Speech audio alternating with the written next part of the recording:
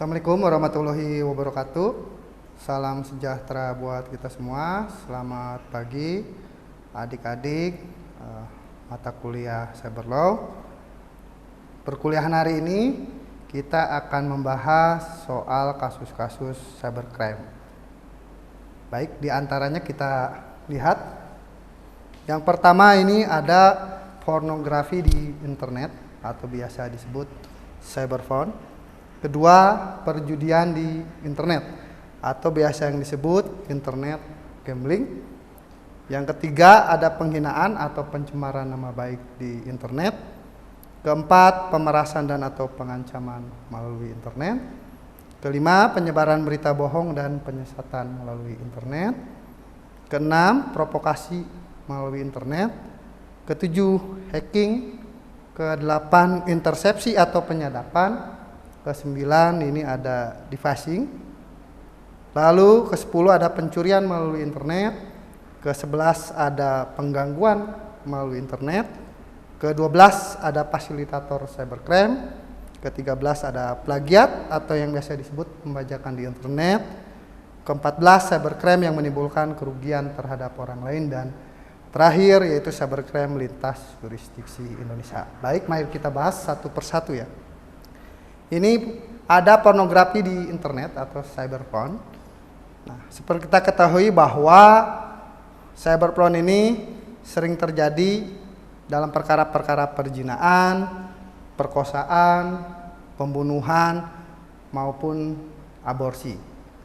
Dan korbannya ini meliputi anak-anak, baik anak laki-laki maupun perempuan. Adapun pelakunya ini mulai dari orang-orang yang tidak dikenal, orang yang tidak mempunyai hubungan kekeluargaan dengan korban, bahkan sampai dengan yang masih mempunyai hubungan darah atau hubungan semendak, dan tidak hanya sebatas itu, bahkan juga hubungan seprofesi ya, atau hubungan kerja, dan ada juga hubungan tetangga ya, atau hubungan pendidikan dengan korban, yaitu hubungan guru dengan murid, baik itu guru di sekolah formal sampai dengan guru mengaji atau guru agama. Dan yang lebih ironisnya lagi, bahwa orang yang sudah meninggal pun dijadikan korban perkosaan sebagai tempat pelampiasan hawa nafsu birahi. Dan yang menjadi korban dari pelaku kejahatan itu juga bukan hanya manusia, tetapi juga sampai binatang dan hewan sekalipun juga menjadi korban dari aksi pornografi di internet ini. Dan berikutnya, untuk masalah cyberporn ini tentunya berbeda dengan pasal-pasal di KUHP ya, yang sudah mengatur soal keasusilaan ya, begitu kan. Dan ini juga berkaitan dengan undang-undang yang di luar KUHP, baik itu undang-undang tentang informasi dan transaksi elektronik maupun juga dengan undang-undang tentang pornografi. Next. Nah, ini bisa dilihat bahwa mengenai cyberporn ini diatur di pasal 27 ayat 1 Undang-Undang ITE, dan sanksi pidananya ini diatur di pasal 45 ayat 1.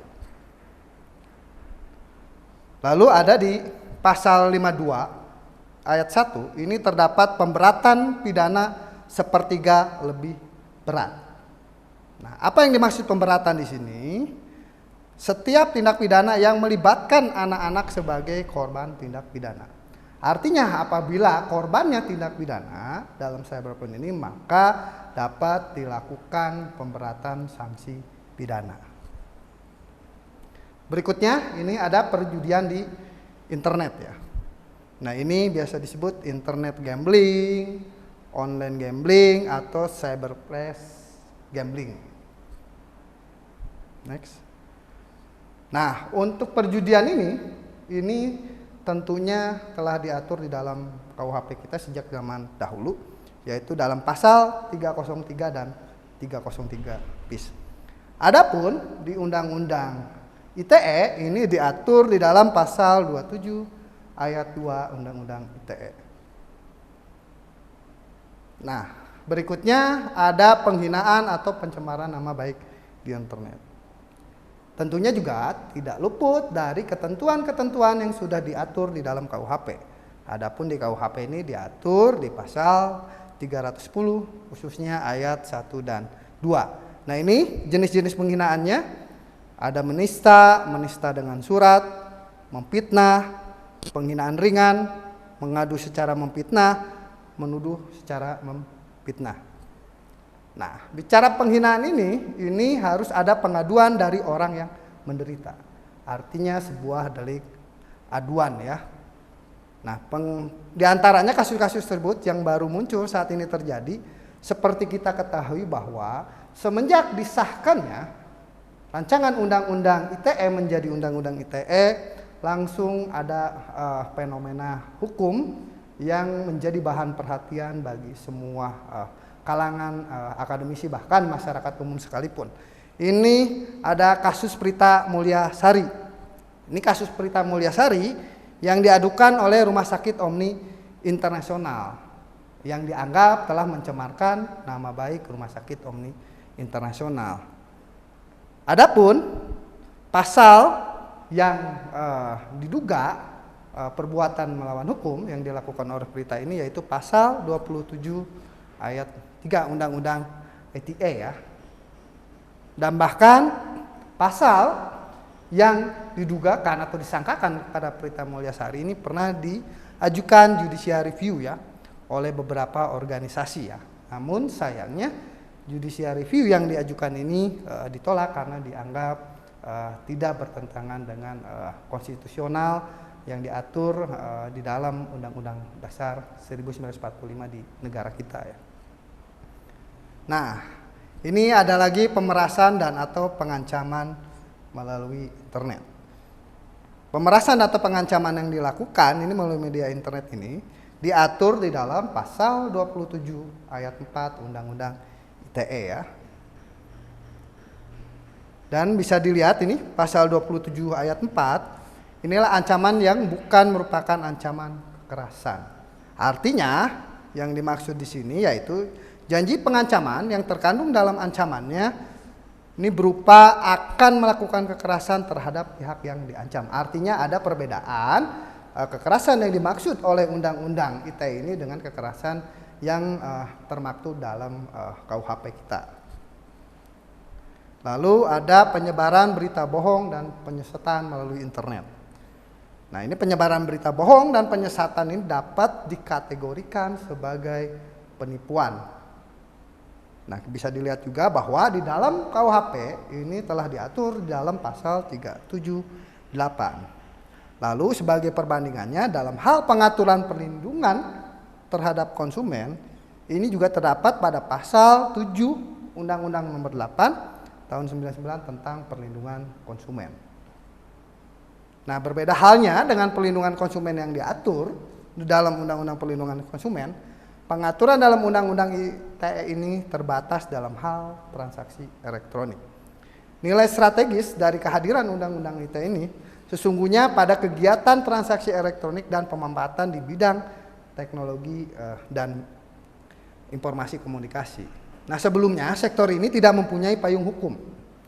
Tapi kini makin jelas sehingga bentuk-bentuk transaksi elektronik sekarang dapat dijadikan sebagai alat bukti elektronik yang sah. Oleh karena itu, sesungguhnya undang-undang ini merupakan upaya pemerintah dalam memberikan perlindungan yang jelas dan berkekuatan hukum tetap terhadap berbagai macam transaksi elektronik ke arah yang negatif, namun tetap saja bahwa pengaturannya dalam hal ini masih memiliki keterbatasan. Nah, jika merugikan konsumen, pemberitaan bohong tersebut ini dapat dijerat dengan pasal 28 ayat 1 Undang-Undang ITE. Lalu berikutnya ada provokasi melalui internet. Sebagaimana kita ketahui bahwa akhir-akhir ini bahkan juga dari beberapa bulan bahkan tahun yang lalu sudah banyak bentuk-bentuk provokasi di internet yang dapat mengakibatkan dampak negatif terhadap masyarakat yang kurang mengetahui, yang kurang mencari referensi kebenaran dari sumber informasi yang disampaikan oleh si pelaku ini. Nah, lalu perbuatan provokasi terhadap masyarakat ini juga akan berdampak disintegrasi masyarakat, disintegrasi bangsa, apalagi sudah menyangkut hubungannya dengan suku, agama, dan ras. Nah, provokasi ini diatur di dalam pasal 28 ayat 2 Undang-Undang ITE. Lalu berikutnya ada hacking ya. Nah, sebagaimana kita ketahui bahwa hacking ini suatu perbuatan yang sangat menarik ya. Kenapa dibilang suatu perbuatan yang sangat menarik?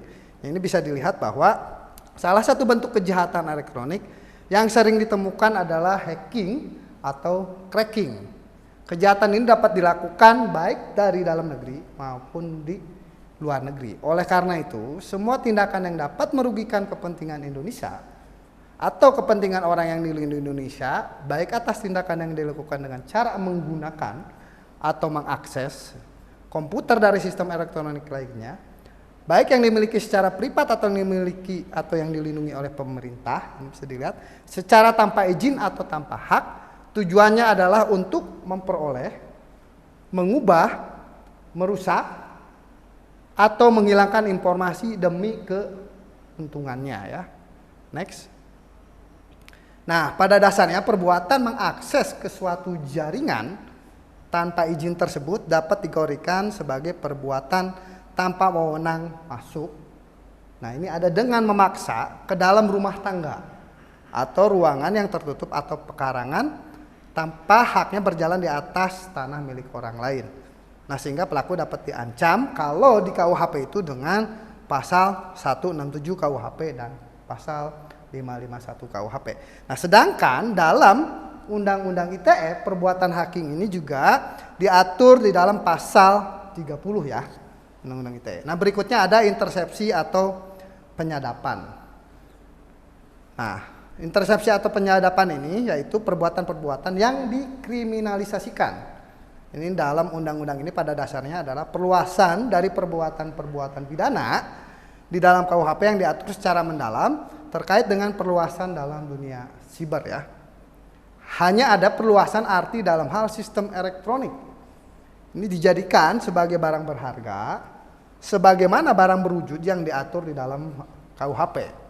Sedangkan mengenai perbuatan-perbuatan pokok pada dasarnya adalah sama, misalkan pencurian, pemfitnahan, pengerusakan, pengancaman, dan lain-lain.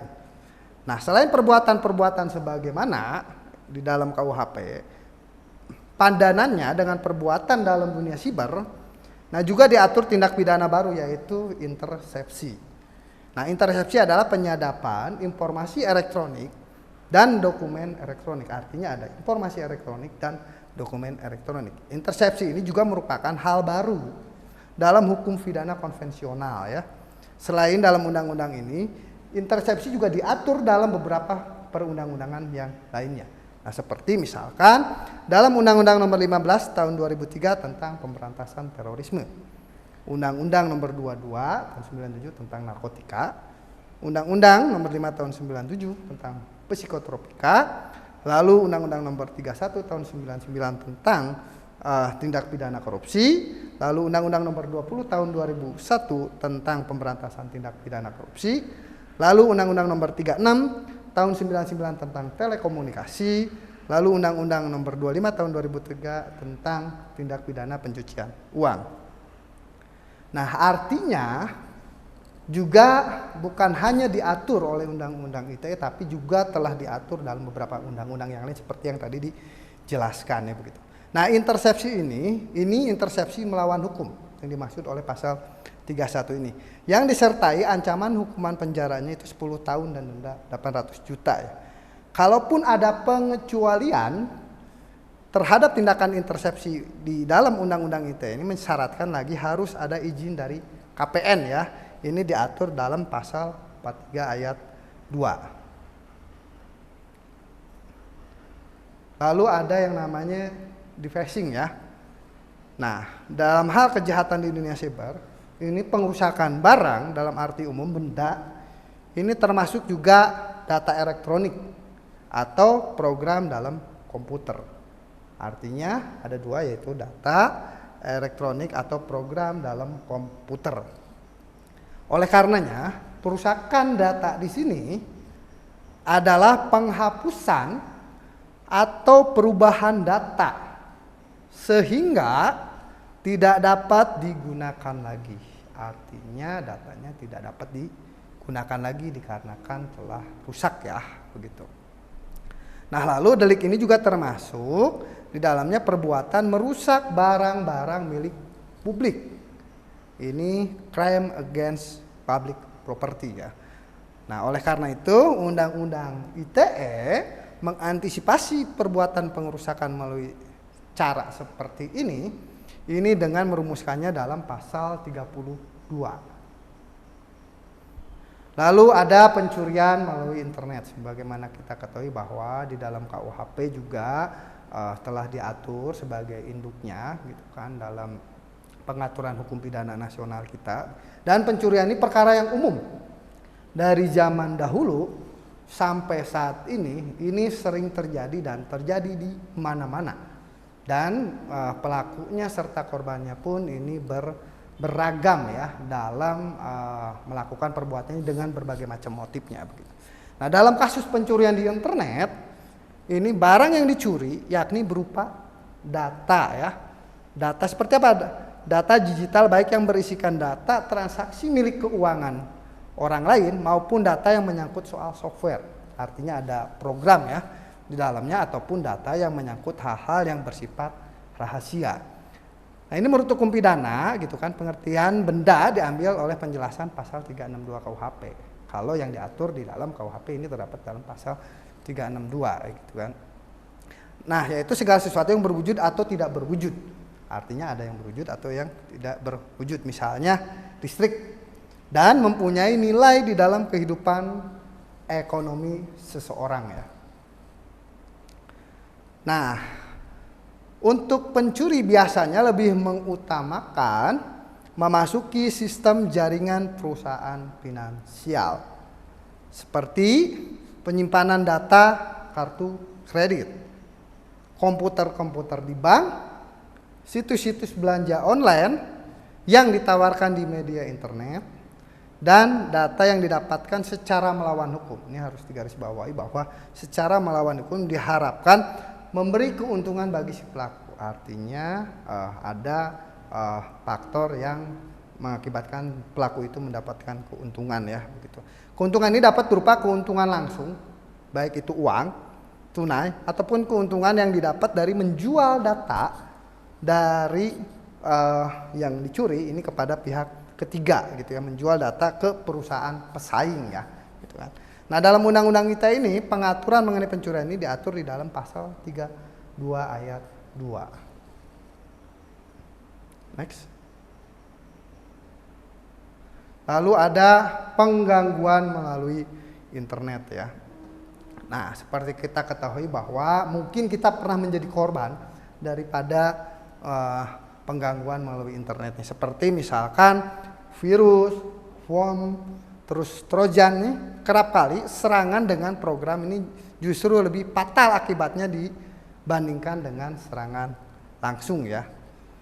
Nah, di Undang-Undang ITE ini diatur di pasal 33. Lalu sanksi pidananya ini ditentukan oleh pasal 49 ya.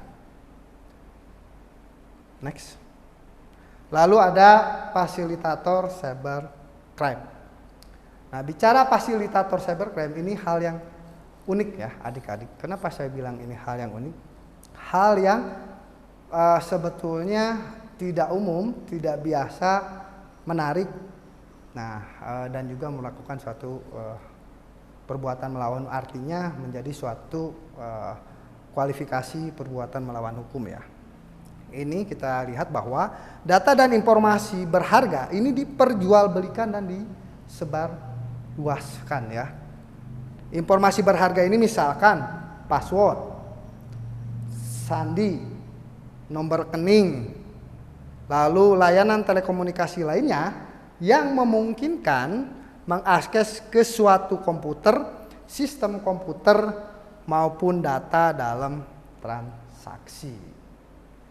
Lalu ini diatur di dalam pasal 34 ya, fasilitator cybercrime ini.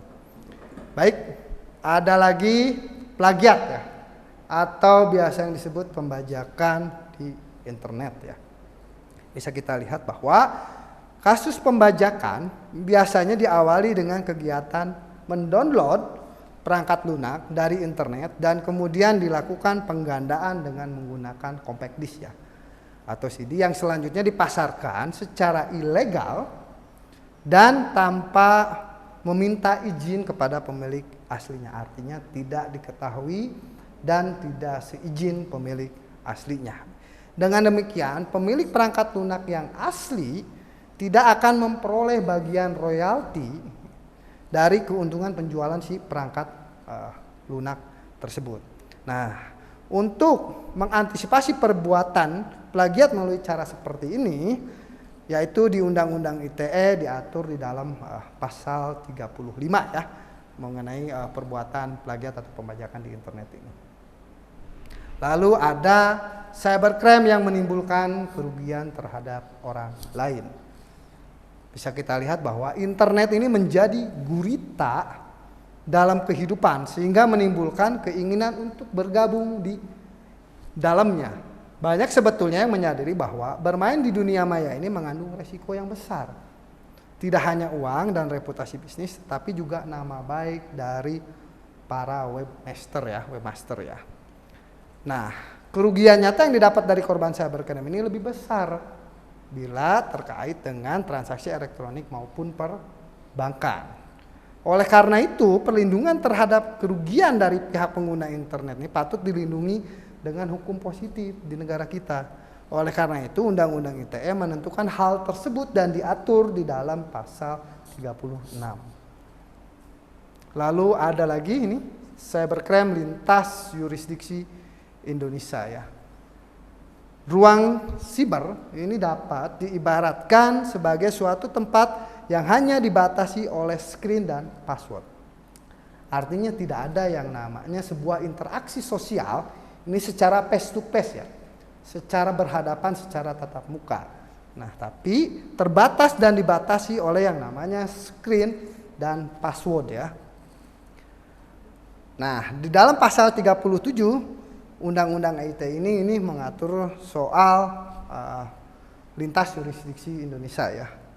Jadi ketentuan pidana dalam undang-undang ini juga mengikat para pelaku yang bukan warga negara Indonesia, di mana telah melakukan tindak pidana sesuai dengan yang tersebut dalam undang-undang ini, meskipun melakukannya dari luar negeri, artinya berada di luar yurisdiksi negara Republik Indonesia, maka dapat dituntut oleh pemerintah RI. Artinya negara melalui pemerintah telah merumuskan suatu perbuatan cybercrime ini gitu kan, bukan hanya untuk warga negara Indonesia gitu kan, ini juga berlaku bagi warga negara asing gitu kan, yang telah melakukan perbuatan tersebut lalu mengakibatkan kerugian bagi warga negara Indonesia gitu kan. Begitupun juga dengan warga negara Indonesia yang melakukan perbuatan tersebut di luar yurisdiksi negara Republik Indonesia atau berada di luar negeri ya, tidak berada di negara Indonesia. Nah, demikian adik-adik soal kasus-kasus cybercrime. Akhirnya sekarang kita dapat mengetahui bahwa banyak sekali kasus-kasus cybercrime yang berkembang dan bahkan hari ini menjadi suatu pemberitaan yang tidak asing lagi bagi kita di Indonesia bahwa perbuatan cybercrime ini gitu, ini sangat merugikan baik itu individu maupun badan hukum. Artinya cybercrime ini bagian kecil dari pemanfaatan teknologi informasi yang positif di dalam dunia cyberspace. Demikian adik-adik materi perkuliahan hari ini tentang cyberspace. Kita telah membahas soal cybercrime dan kasus-kasus cybercrime yang ada di dalam dunia cyberspace. Billahi taufiq wal hidayah. Wassalamualaikum warahmatullahi wabarakatuh.